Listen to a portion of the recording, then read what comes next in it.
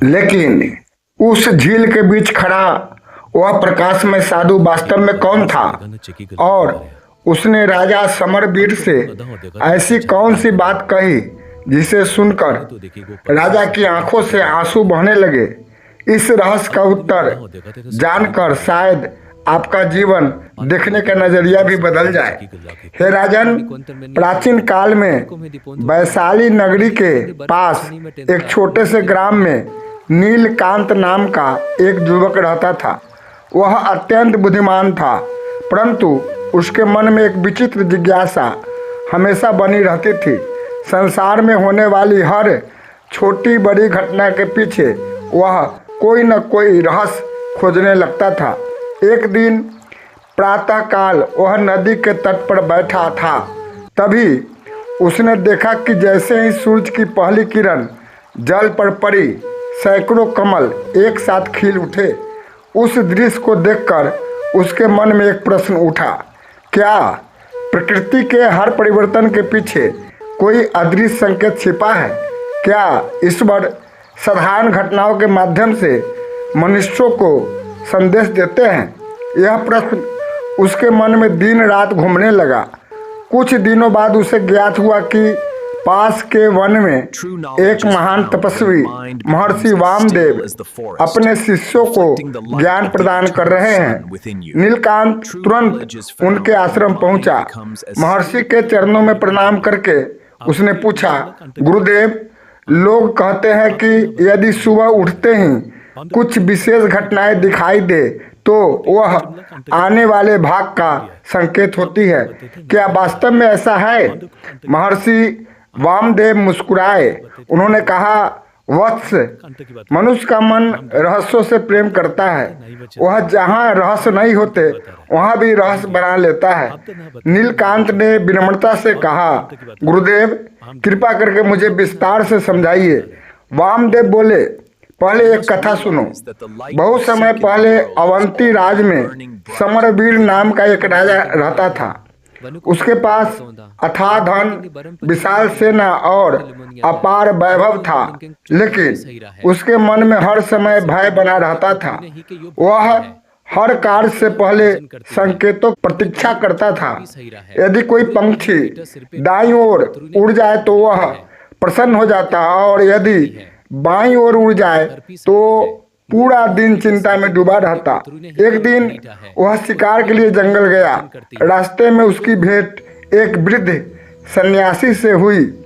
वृद्ध सन्यासी शांत भाव से एक वृक्ष के नीचे बैठे थे। राजा ने पूछा, महाराज, क्या आप भविष्य देख सकते हैं? सन्यासी मुस्कुराए और बोले, मैं भविष्य नहीं देखता, मैं वर्तमान को देखता हूँ। राजा आश्चर्यचकित रह गया। तभी अचानक आकाश में घने बादल छा गए। तेज वर्षा आरंभ हो गई। राजा घबरा गया। उसे लगा यह कोई अशुभ संकेत है, लेकिन उसी वर्षा के कारण जंगल में लगी भीषण आग बुझ गई और सैकड़ों प्राणियों का जीवन बच गया। राजा विस्मित रह गया। उसने पूछा, महाराज, जिसे मैं दुर्भाग्य समझ रहा था वही तो सौभाग्य बन गया। सन्यासी हंस पड़े। उन्होंने कहा, वत्स, घटनाएं अपने आप में न शुभ होती है और न अशुभ। मनुष्य का मन ही उन्हें नाम देता है। राजा कुछ समझ नहीं पाया। तब सन्यासी उसे एक शांत झील के किनारे ले गए। उन्होंने कहा, इस जल को देखो। राजा ने देखा कि जल में चंद्रमा का प्रतिबिंब दिखाई दे रहा था। अचानक हवा चली और लहरें उठने लगी। प्रतिबिंब टूटता हुआ प्रतीत हुआ। राजा घबरा गया, लेकिन सन्यासी बोले, क्या वास्तव में चंद्रमा टूट गया? राजा बोला, नहीं महाराज। सन्यासी बोले, इसी प्रकार मन की लहरें सत्य को विकृत कर देती है और मनुष्य भ्रम को ही वास्तविकता समझ बैठता है। लेकिन तभी राजा की दृष्टि झील के बीचों बीच खड़े एक रहस्यमय साधु पर पड़ी। उस साधु के चारों ओर अद्भुत प्रकाश फैला हुआ था। राजा भय और आश्चर्य से कांप उठा। वह सोचने लगा, क्या यह कोई दिव्य शक्ति है? लेकिन जब वह पास पहुंचा तो जो सत्य उसके सामने आया उसने उसके पूरे जीवन की दिशा बदल दी, और यही वह रहस्य था जिसे समरवीर को एक भयभीत राजा से आत्मज्ञानी पुरुष बना दिया। महर्षि वामदेव ने नीलकांत की ओर देखकर कहा, वत्स, संसार के रहस्य को समझने के लिए इन 3 घटनाओं को जानना आवश्यक है। पहली कथा एक अत्यंत धनी व्यापारी की थी जिसे अपने धन और बुद्धि पर बड़ा अभिमान था।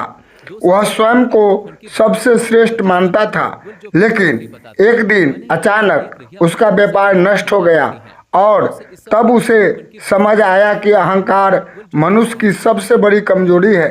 विनम्रता ही सच्ची संपत्ति है। दूसरी घटना दर्पणों के एक विशाल महल की थी।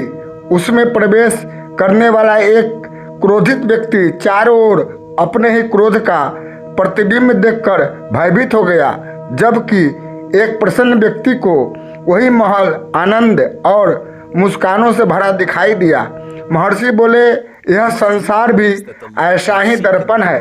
जैसा भाव मन में होगा वैसा ही जगत दिखाई देगा।